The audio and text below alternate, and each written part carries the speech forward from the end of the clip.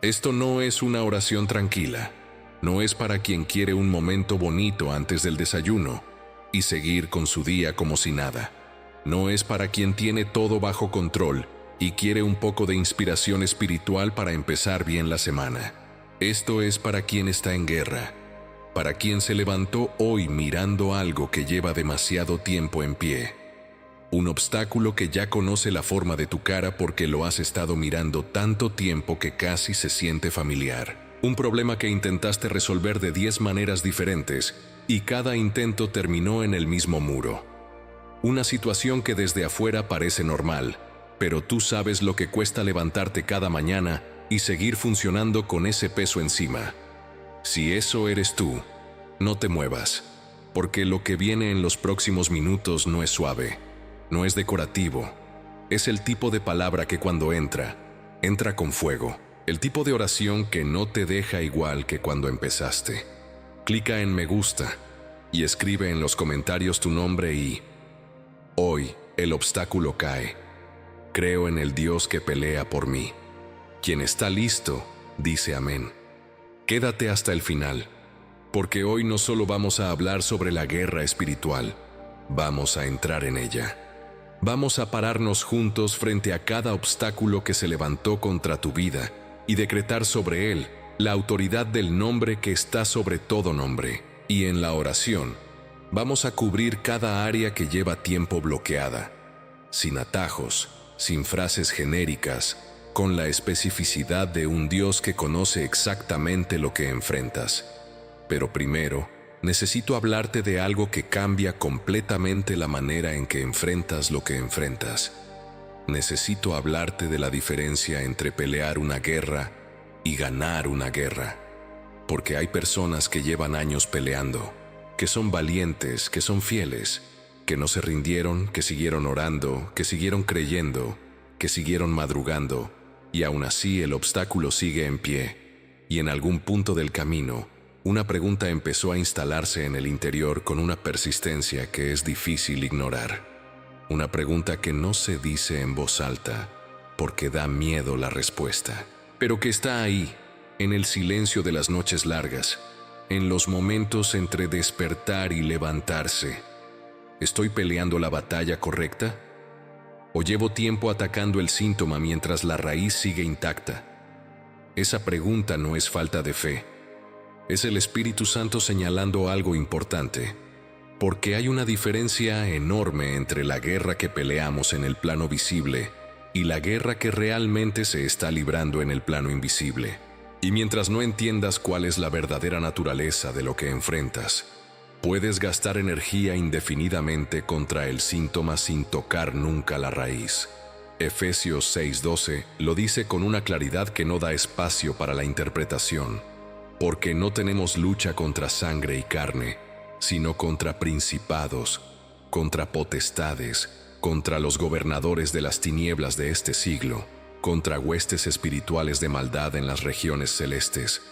No contra sangre y carne, no contra la persona que se puso en tu camino, no contra la institución que bloqueó tu avance, no contra la economía, no contra la enfermedad como fenómeno biológico aislado, contra principados, contra potestades, contra estructuras espirituales que operan detrás de lo que ves y que utilizan lo que ves como instrumento. Eso significa que el jefe que te rechazó no es tu enemigo real. El banco que dijo no es tu enemigo real. La persona que te traicionó no es tu enemigo real. Hay una estructura detrás de esas cosas. Una estructura invisible, organizada, que tiene un objetivo específico contigo. Y es esa estructura la que el decreto de guerra hoy va a golpear. Porque cuando decretas en el nombre de Jesús, no estás enviando una señal al mundo visible. Estás enviando un decreto al mundo invisible, a las estructuras que operan detrás de lo que ves. Y esas estructuras, ante el nombre que está sobre todo nombre, tiemblan, ceden, caen. Pero para que eso sea real y no solo retórica, necesitas entender lo que tienes, lo que realmente tienes como hijo del Altísimo cuando abres la boca en el nombre de Jesús.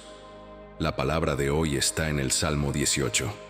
Y voy a pedirte que lo escuches de una manera diferente a como lo escuchaste antes, no como poesía religiosa, como el informe de campo de un soldado que acaba de salir de la batalla más difícil de su vida y está describiendo, con la adrenalina todavía en la sangre, exactamente lo que Dios hizo. El encabezado del Salmo dice: David habló al Señor las palabras de este cántico el día que el Señor lo libró de mano de todos sus enemigos y de mano de Saúl, el día que lo libró. Esto no fue escrito en anticipación, fue escrito después, como un reporte post-batalla, como alguien que sobrevivió lo que debía matarlo y que ahora, todavía de pie, todavía con las marcas del combate en el cuerpo, describe con una precisión extraordinaria qué fue lo que Dios hizo cuando todo parecía terminado. Y lo primero que David dice, versículo 1, no es una descripción de la batalla, es una declaración de amor. Te amo, oh Señor, fortaleza mía. Te amo. Antes de describir el milagro, antes de enumerar los atributos de Dios, antes de entrar en la teología de lo que pasó, la primera palabra que sale de la boca de un hombre que acaba de salir de la peor crisis de su vida es una declaración de amor. ¿Cuándo fue la última vez que eso fue lo primero que salió de tu boca en la mañana? No, Señor, ayúdame con esto. No, Señor, necesito que hagas aquello. Simplemente, te amo. Porque hay algo en la declaración de amor que precede al decreto de guerra que no tiene equivalente en ninguna otra postura espiritual. El amor a Dios no es una emoción que se produce cuando las circunstancias son favorables. Es una decisión que se mantiene cuando las circunstancias están en contra. Y esa decisión, amar a Dios en medio del obstáculo, no después de que el obstáculo caiga, es lo que abre el nivel de guerra que David describe en el resto del Salmo. Versículo 2. El Señor es mi roca y mi fortaleza y mi libertador. Mi Dios, fortaleza mía, en Él confiaré, mi escudo y el fuerte de mi salvación, mi alto refugio. 6 descripciones, y quiero que notes algo en la gramática que es poderoso, aunque parezca un detalle pequeño. David no dice, el Señor es una roca, no dice, el Señor puede ser una fortaleza, dice mi roca, mi fortaleza, mi libertador, mi escudo, la posesión, el mí, que lo hace personal, íntimo, específico. Hay una diferencia enorme entre saber que existe una roca sólida en algún lugar del universo y poder decir esa roca es mía, entre conocer que Dios es libertador en términos doctrinales y poder decir Él me liberó a mí, en mi situación específica, en mi historia concreta. David había llegado a ese mí a través del proceso, a través de Goliat, a través de los años en el desierto huyendo de Saúl, a través de las noches en las cuevas, a través de los momentos en que la muerte estuvo lo suficientemente cerca para que pudiera sentir su temperatura, y aún así no llegó. Cada vez que Dios intervino en una situación específica de la vida de David, ese mí se fue construyendo, ladrillo a ladrillo, experiencia a experiencia. Y hoy yo te pregunto algo que quiero que respondas en tu interior con honestidad. ¿Tienes un mí? Hay momentos en tu historia donde puedes decir, Dios fue mi libertador en esa situación específica. Fue mi roca cuando ese otro momento me derrumbó. Fue mi escudo cuando eso que venía dirigido a mí no llegó. Porque si los tienes, esos momentos son tu arma más poderosa para la batalla de hoy. No la intensidad de la fe que sientes ahora mismo. El historial de fidelidad de Dios en tu vida que ya puedes documentar. Cuando el enemigo te dice que Dios no va a actuar esta vez, señalas el historial. Actuó aquella vez, actuó en aquella situación, y el Dios que actuó entonces no cambió. El Dios del Salmo 18 es el mismo esta mañana. El mismo que fue roca para David en el desierto es tu roca ahora mismo. El mismo que fue libertador cuando Saúl perseguía a David con todo el ejército de Israel, es tu libertador frente al obstáculo que te persigue a ti. Y luego David hace algo en el versículo 3 que es el núcleo de todo lo que estamos construyendo hoy. Dice: invocaré al Señor, quien es digno de ser alabado, y seré salvo de mis enemigos. Invocaré. Tiempo futuro. No a veces invoco. No cuando la situación es insostenible invoco. Invocaré como práctica deliberada, como decisión establecida, como parte de la estrategia de vida. Invocaré. Y la consecuencia no es condicional. No dice, y tal vez seré salvo, o, y espero ser salvo.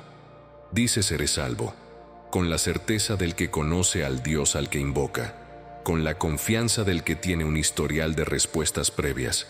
Seré salvo. Es un hecho futuro declarado con la certeza de un hecho presente. Eso es el decreto de guerra, la invocación deliberada del Señor, con la certeza de que la respuesta ya está en camino. Ahora déjame llevarte al corazón de lo que quiero que entiendas sobre cómo opera la guerra espiritual. Y para eso voy a llevarte a una historia que está en 2 Reyes capítulo 6, una historia que si la entiendes de verdad, cambia para siempre la manera en que percibes cada obstáculo de tu vida. El profeta Eliseo estaba en Dotán con su criado, y el rey de Siria había enviado un ejército grande, caballos, carros de guerra, soldados, para capturar a Eliseo. Y ese ejército rodeó la ciudad de noche. Cuando el criado de Eliseo se levantó temprano y salió, lo primero que vio fue el ejército sirio rodeando la ciudad, caballos, carros, soldados por todas partes.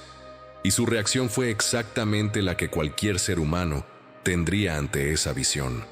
¡Ay, Señor mío! ¿Qué haremos? ¿Qué haremos? El miedo de quien ve solo lo que sus ojos físicos pueden ver. El pánico de quien evalúa la situación basándose únicamente en los datos disponibles en el plano visible. Y los datos del plano visible eran objetivamente aterradores. Un ejército enorme, una ciudad rodeada, sin escape visible. Y Eliseo respondió con algo que en ese contexto parece casi irresponsable en su calma. No tengas miedo, porque más son los que están con nosotros que los que están con ellos. Mira lo que está frente a ti, criado. Cuenta los soldados sirios, cuenta los carros de guerra, y ahora dime cómo más son los que están con nosotros. Desde cualquier perspectiva matemática disponible en ese momento, eso no tenía sentido. Y entonces Eliseo oró, y dijo: Señor, te ruego que abras sus ojos para que vea. Y el Señor abrió los ojos del criado, y miró, y vio que el monte estaba lleno de caballos y carros de fuego alrededor de Eliseo. El ejército celestial estaba ahí desde el principio. No llegó cuando Eliseo oró. Estaba ahí. La oración no convocó refuerzos, reveló lo que ya existía. El criado no necesitó que llegara nada nuevo. Necesitó ver lo que ya estaba presente, pero que sus ojos físicos no podían percibir. Eso es lo que el decreto de guerra hace en tu situación esta mañana. No convoca a Dios a una batalla en la que todavía no estaba. Lo que Dios tiene alrededor de tu situación ya está ahí. Los recursos celestiales que están disponibles para ti ya están presentes. Lo que el decreto hace es abrirte los ojos, ajustar tu perspectiva, llevarte del ¿qué haremos?, que es la perspectiva del plano visible, al más son los que están con nosotros, que es la perspectiva del plano invisible, donde la batalla real se decide. Y cuando ves lo que Eliseo veía, la ecuación de la batalla cambia completamente, porque ya no estás contando cuántos soldados tiene el enemigo. Estás mirando el monte lleno de caballos y carros de fuego. Y en ese contexto, el ejército sirio no es una amenaza, es ruido. ¿Cuánto tiempo llevas mirando el ejército sirio sin ver el monte lleno de carros de fuego? El monte está lleno. Estuvo lleno desde el principio. Estaba lleno en los momentos en que sentiste que estabas completamente solo. Estaba lleno en las noches más largas. Estaba lleno cuando el obstáculo parecía más grande que nunca. Esta mañana, Señor, abre nuestros ojos. Ahora quiero llevarte a una segunda historia. porque hay algo sobre la naturaleza de los obstáculos que derrumban que necesita verse desde otro ángulo, desde el ángulo de lo que pasa justo antes de que el muro caiga. Josué, capítulo 6. El pueblo de Israel está frente a Jericó, la primera ciudad de la tierra prometida, y Jericó estaba bien cerrada a causa de los hijos de Israel. El texto lo dice así: las puertas no se abrían, los muros estaban intactos, nadie salía ni entraba. Un muro, la primera cosa que se interpone entre Israel y la promesa.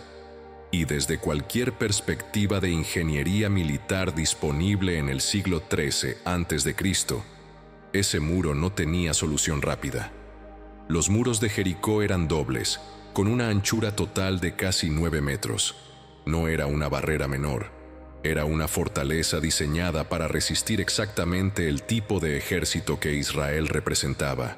Y Dios le da a Josué una estrategia que en términos militares es completamente absurda.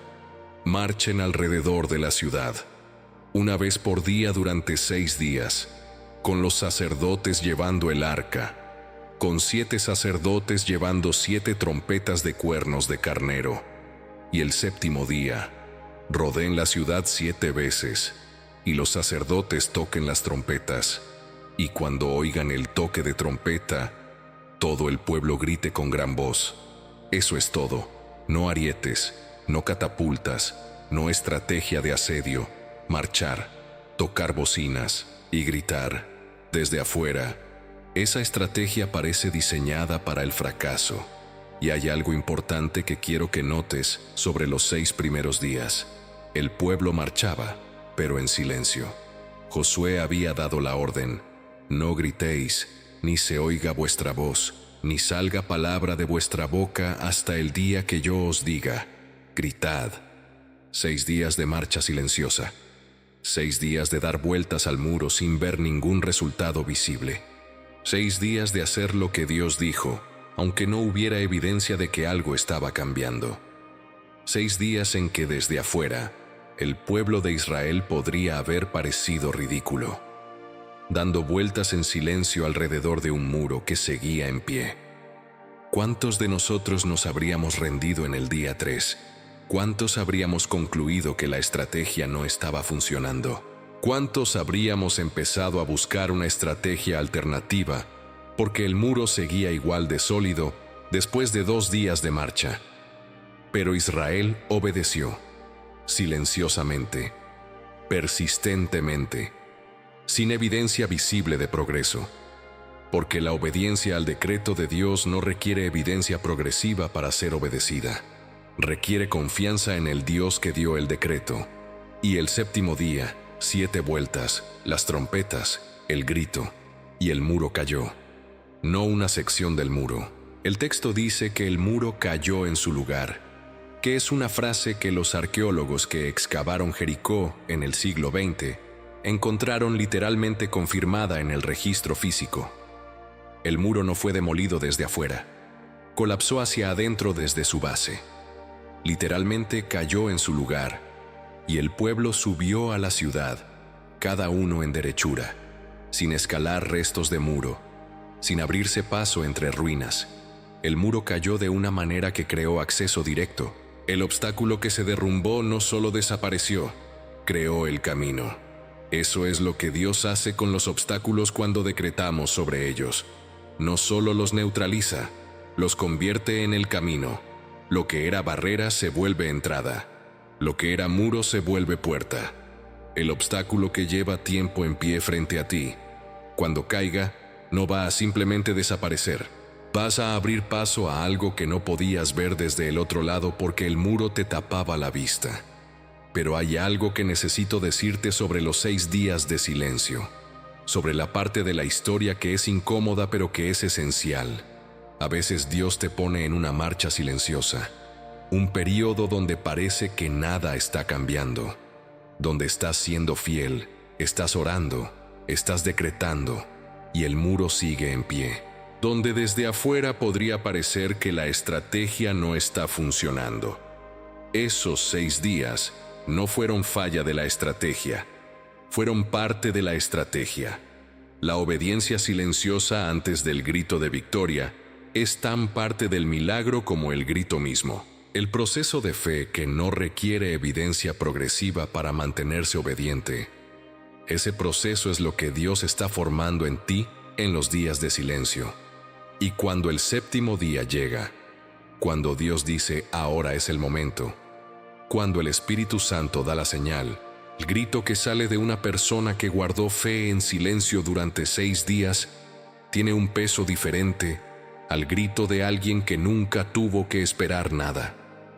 Israel estaba listo para gritar en el séptimo día precisamente porque había aprendido a confiar en el silencio de los primeros 6. ¿En qué día de la marcha estás tú? ¿Estás en el día 2 preguntándote si la estrategia funciona? ¿En el día 4 queriendo cambiar de plan? ¿En el día 6 extenuado, pero todavía marchando? No pares. El séptimo día viene, y cuando venga, el muro que lleva tiempo en pie va a caer con una velocidad que va a sorprenderte. Ahora déjame hablarte de Josafat, porque la historia de Josafat en Dogna Crónicas 20 es la que más directamente ilustra lo que estamos haciendo esta mañana con el decreto de guerra. Y quiero llevarte a ella con el detalle que merece, porque hay capas en esta historia que cambian todo.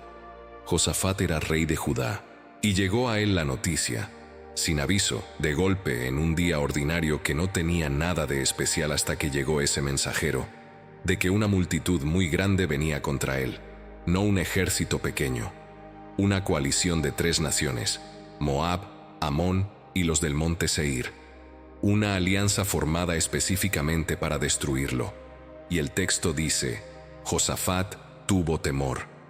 Quiero que te detengas ahí.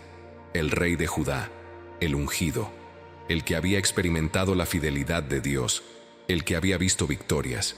Josafat tuvo temor. El miedo fue real, no un temor menor. El texto implica una sacudida genuina, una perturbación profunda, el tipo de miedo que llega cuando la noticia es tan grande que el primer instinto del organismo es el pánico. Y te digo esto porque hay algo liberador en ese detalle. La fe bíblica no es la ausencia del miedo.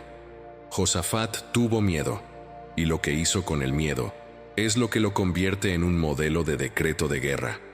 El miedo llegó, y Josafat tomó una decisión que definió todo lo que vino después.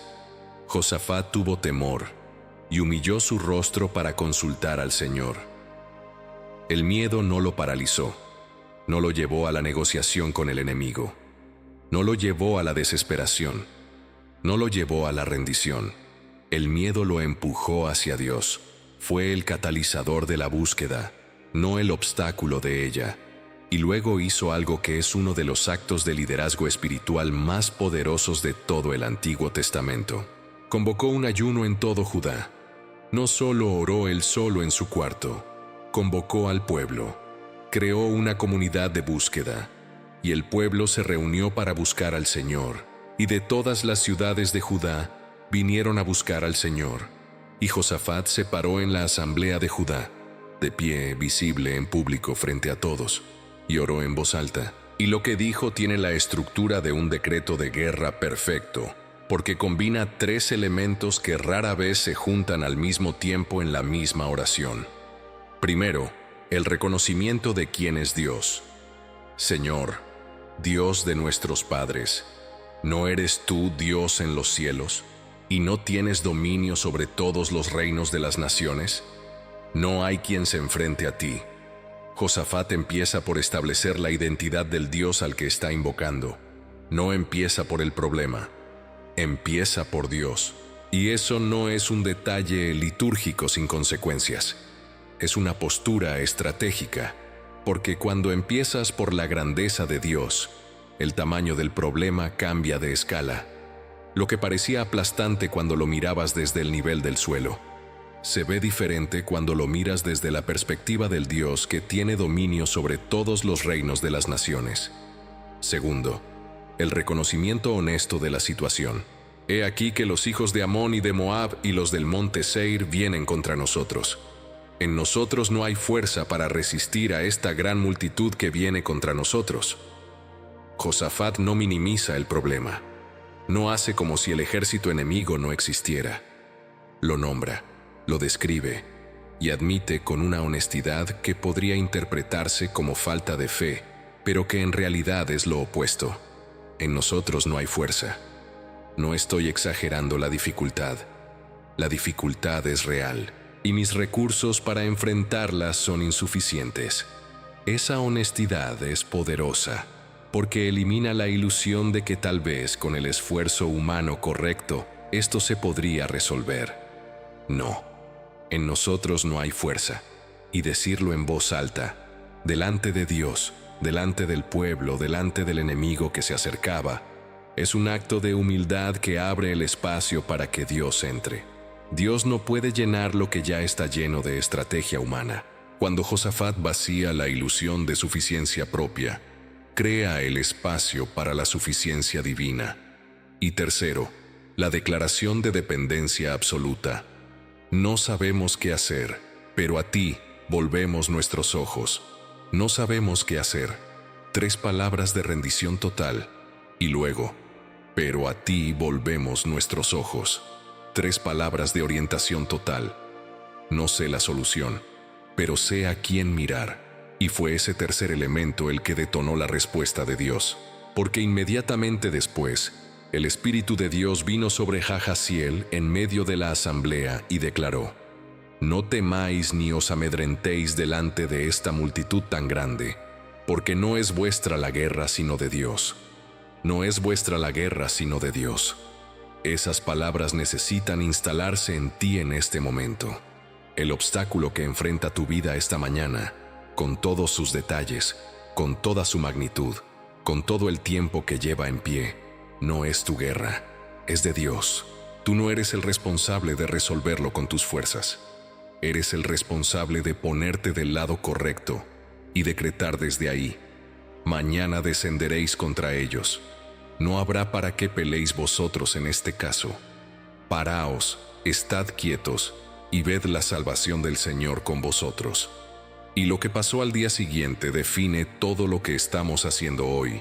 Josafat puso al frente del ejército a los que cantaban al Señor, un coro, al frente, marchando hacia 3 naciones enemigas, declarando antes de ver, alabando antes de la victoria, decretando con la boca lo que todavía no existía en el plano visible, y mientras cantaban y alababan, el Señor puso emboscadas contra los ejércitos enemigos, y se mataron los unos a los otros.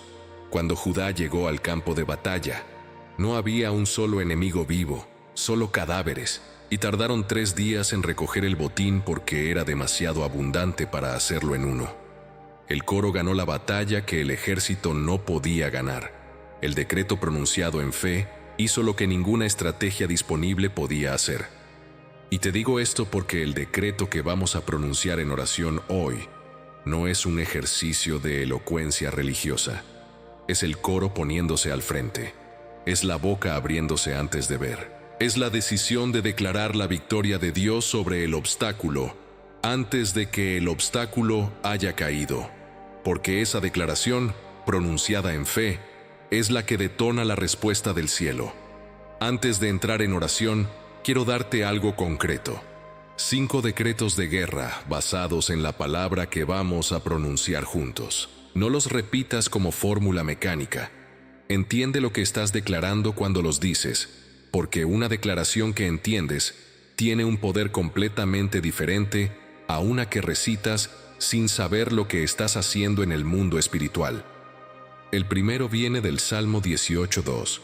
El Señor es mi roca, mi fortaleza y mi libertador. Cuando decretas esto, estás haciendo una declaración de posesión.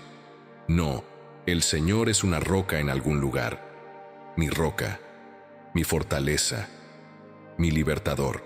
Estás estableciendo una relación de propiedad espiritual sobre los atributos de Dios, no en el sentido de que Dios te pertenece, sino en el sentido de que tú tienes acceso a todo lo que Él es.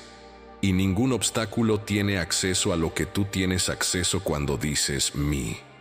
Dilo ahora en voz alta: el Señor es mi roca, mi fortaleza, mi libertador, y lo que no puedo enfrentar con mis fuerzas, Él lo enfrenta en mi lugar. El segundo viene de Segundas Crónicas 20:15. La batalla no es mía sino de Dios. Cuando decretas esto, estás renunciando a algo que cargaste demasiado tiempo solo. La ilusión de que la resolución del obstáculo depende de tu capacidad de encontrar la estrategia correcta, de esforzarte lo suficiente, de orar con la intensidad adecuada. Ese obstáculo tiene un dueño, y no eres tú. Es de Dios, y el Dios que pelea las batallas de sus hijos no pierde. Dilo en voz alta: la batalla no es mía, es de Dios, y el Dios que pelea por mí no conoce la derrota. El tercero viene de Josué 1:3. Todo lugar que pise la planta de mi pie, me ha sido dado. Cuando decretas esto, estás declarando posesión activa sobre el territorio que Dios prometió, no la posesión pasiva del que espera que le entreguen lo que prometieron. La posesión activa del que camina hacia la promesa con la certeza de que cada paso que da ya está consagrado. El territorio de la provisión, de la salud, de la restauración, de los sueños cumplidos, Dios lo prometió.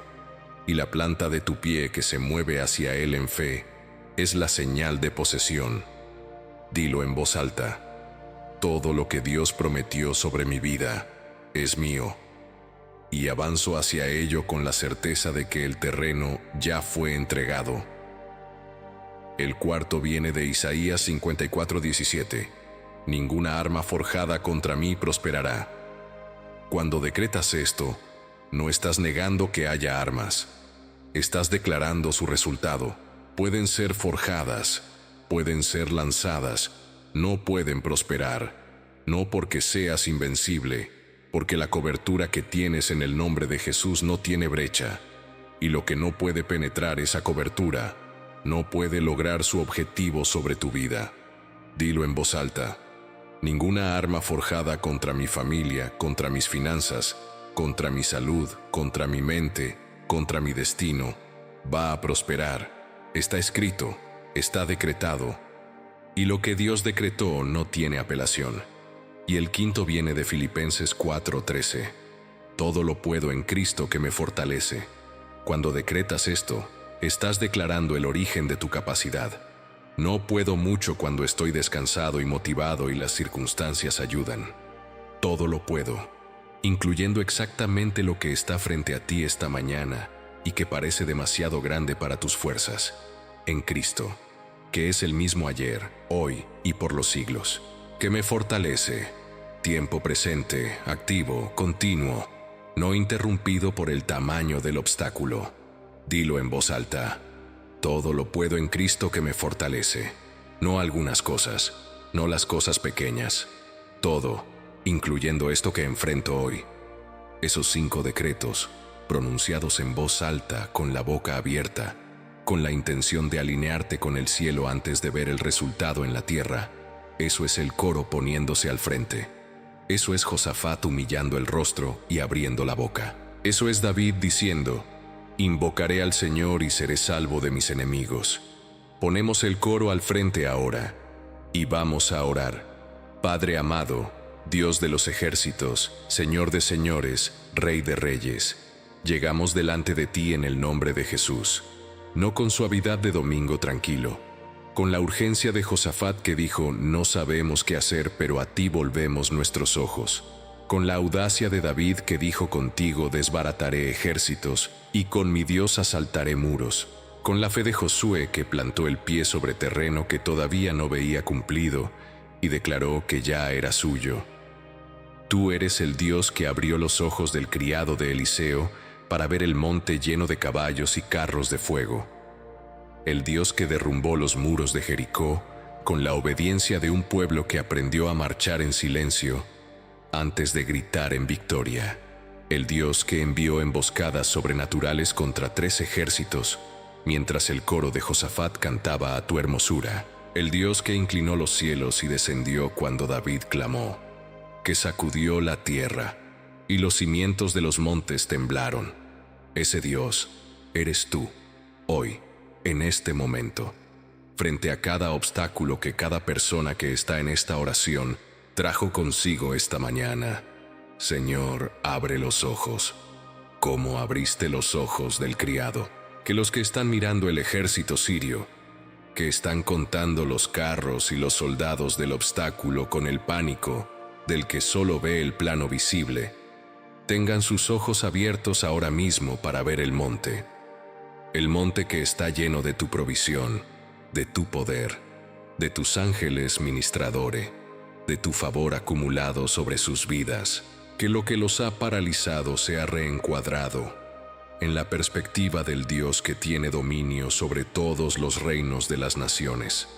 Señor, sobre el obstáculo financiero que aplasta esta mañana, la deuda que creció mientras las entradas no crecieron, la factura que llegó en el peor momento posible, el negocio que no está produciendo lo que necesita producir, el trabajo que no llega o que llegó pero que no alcanza. Declaramos sobre ese obstáculo en el nombre de Jesús, el Dios que multiplicó el aceite de la viuda hasta que todas las vasijas estuvieron llenas, opera con el mismo poder hoy.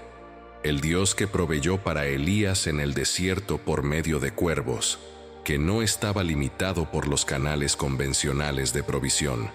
Ese mismo Dios no está limitado por la lógica financiera visible.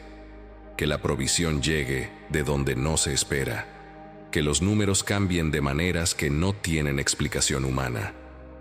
Que el Dios que es dueño del ganado en 1000 montes, y de los montes también, libere sobre cada situación financiera representada aquí lo que el esfuerzo humano solo nunca podría fabricar. El obstáculo financiero cae en el nombre de Jesús. Señor, sobre el obstáculo de salud, el diagnóstico que llegó y cambió todo, el dolor crónico que se instaló y no da tregua, el proceso médico que se extiende más de lo que nadie anticipaba, el cuerpo que no está respondiendo como debería, los exámenes que muestran lo que nadie quería ver. Declaramos sobre cada cuerpo representado en esta oración: Jehová Rafa, el Señor que sana, está actuando en cada tejido, en cada célula, en cada sistema del cuerpo que está fuera del alcance de cualquier instrumento médico. Con el mismo poder que resucitó a Jesús de los muertos, que vivifique los cuerpos mortales de los que confían en ti. Que los médicos encuentren lo que necesitan encontrar y no encuentren lo que el enemigo intentó instalar. Que los exámenes de esta semana, de este mes, reflejen lo que tu mano ya hizo en el espíritu antes de que lo vieran los ojos físicos. El obstáculo de salud cae en el nombre de Jesús.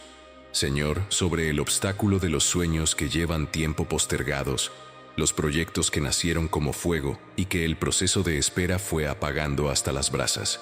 Los llamados que son reales, que tú pusiste, que tienen un destino que todavía no se cumplió, y que el enemigo ha intentado enterrar bajo años de circunstancias adversas. Declaramos sobre cada sueño representado aquí: tú que soplas sobre los huesos secos del valle de Ezequiel, sopla, que lo que se secó cobre vida, que lo que perdió el color que tenía cuando nació, recupere el fuego, con más solidez que antes, porque lo que sobrevive al proceso de espera tiene una raíz que lo que nace y crece fácil nunca desarrolla. El obstáculo sobre los sueños cae en el nombre de Jesús.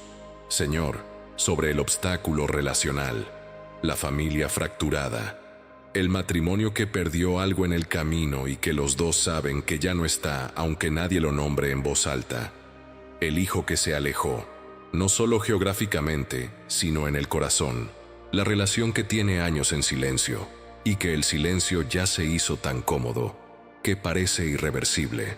Declaramos sobre cada relación rota representada aquí: el Dios que restauró a Job con el doble de lo que había perdido, que restauró al hijo pródigo con fiesta y anillo, y el mejor vestido, que restauró a Noemí con un fruto que ninguna tragedia pudo prevenir. Ese mismo Dios está operando en las relaciones de tu pueblo. Lo que el hombre rompió, tú puedes restaurar. Lo que las palabras hirieron, tú puedes sanar. Lo que el orgullo separó, tu gracia puede unir. El obstáculo relacional cae en el nombre de Jesús. Señor, sobre el obstáculo espiritual, el que a veces es el más difícil de nombrar porque no tiene forma física. El desánimo que intenta instalarse como estado permanente. La apatía espiritual que llegó después de una decepción demasiado grande. El miedo que quiere paralizarte. La duda que quiere hacerte creer que Dios está lejos o que no responde, o que ya es demasiado tarde. La voz que dice que el obstáculo nunca va a caer, que has sido fiel y no sirvió de nada, que tal vez Dios no tiene lo que prometió para ti.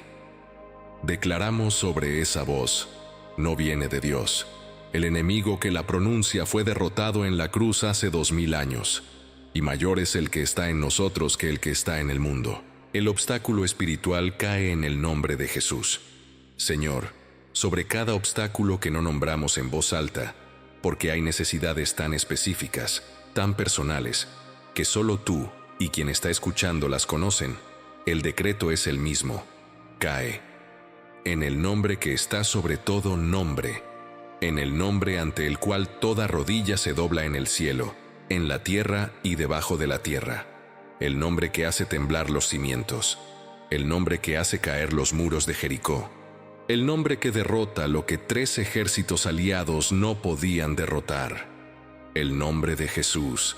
Que los cimientos de esos obstáculos tiemblen ahora mismo como temblaron los cimientos de los montes cuando tú descendiste por el clamor de David. Que se embosquen unos contra otros como se emboscaron los ejércitos de Josafat mientras el coro cantaba. Que caigan, no parcialmente, no temporalmente, que caigan completamente, y que lo que era obstáculo se convierta en el camino, como el muro de Jericó que cayó en su lugar creó acceso directo para que Israel entrara. Señor, renueva las fuerzas de los que están en el día 6 de la marcha silenciosa, los que han sido fieles, los que han decretado, los que no se rindieron, pero que están llegando al límite de la resistencia. Que Isaías 40:31 sea real en ellos hoy. Los que esperan en el Señor tendrán nuevas fuerzas, que subirán con alas como águilas, que correrán y no se cansarán, que caminarán y no se fatigarán. No una renovación emocional que dura hasta el mediodía, una renovación estructural que los sostiene hasta que la victoria sea visible, y que puedan dormir esta noche como durmió Pedro, la noche antes de su probable ejecución, con la paz de quien sabe que lo que no puede resolver con sus fuerzas está en manos que sí pueden. Que la ansiedad no tenga el timón, que el miedo no defina el ritmo, que la certeza de que tú estás en esto, que tú viste los 6 días de marcha silenciosa, y el 7º día tiene fecha en tu calendario, sea más real que cualquier dato del plano visible. Juntos ahora, como Jesús nos enseñó: Padre nuestro que estás en los cielos, santificado sea tu nombre, venga tu reino, hágase tu voluntad así en la tierra como en el cielo. El pan nuestro de cada día dánoslo hoy. Perdónanos nuestras deudas así como nosotros perdonamos a nuestros deudores. No nos metas en tentación, mas líbranos del mal, porque tuyo es el reino, el poder y la gloria, por los siglos de los siglos. Amén. El coro pronunció el decreto. Los cimientos del obstáculo ya sintieron el temblor. Lo que Josafat escuchó antes de dormir la noche anterior a la batalla, eso mismo es lo que el Espíritu Santo dice sobre tu situación ahora mismo. No es tu guerra, es de Dios. Párate, quédate quieto y ve la salvación del Señor. No quieto en el sentido de paralizado, quieto en el sentido de que la ansiedad ya no tiene el control. Quieto como Pedro durmiendo en la celda, quieto como Jesús durmiendo en la barca. La clase de quietud que solo existe en la persona que genuinamente depositó la situación en las manos correctas. El monte tiene carros de fuego. Los has visto por un instante esta mañana. Lleva esa visión contigo al resto del día. Cuando el obstáculo intente reclamar tu atención y tu energía con el mismo peso de siempre, recuerda el monte. Más son los que están con nosotros que los que están con ellos. Escribe en los comentarios: el obstáculo cae. La guerra es de Dios. Yo creo y declaro: Escríbelo como el coro que salió al frente antes de ver la victoria, con el peso de quien sabe que lo que declara tiene consecuencias reales en el mundo invisible. Y si hay alguien en tu vida que está frente a un muro que lleva demasiado tiempo en pie, que necesita saber que el monte está lleno de carros de fuego, aunque todavía no los vea, envíale esta oración ahora, sin explicación larga, solo envíala. Y deja que el Espíritu Santo abra los ojos de esa persona como abrió los ojos del criado de Eliseo. En la hora de bendición, nunca caminas solo. Y el Dios que inclinó los cielos y descendió por el clamor de David, escuchó el decreto que pronunciaste hoy y está actuando en este momento, en el plano invisible donde la batalla real se decide, con sus carros de fuego en el monte, con sus emboscadas contra el enemigo, con el muro midiendo exactamente cuánto tiempo le queda antes de caer. El obstáculo te ve desde el otro lado, ve lo que viene detrás de ti y tiembla.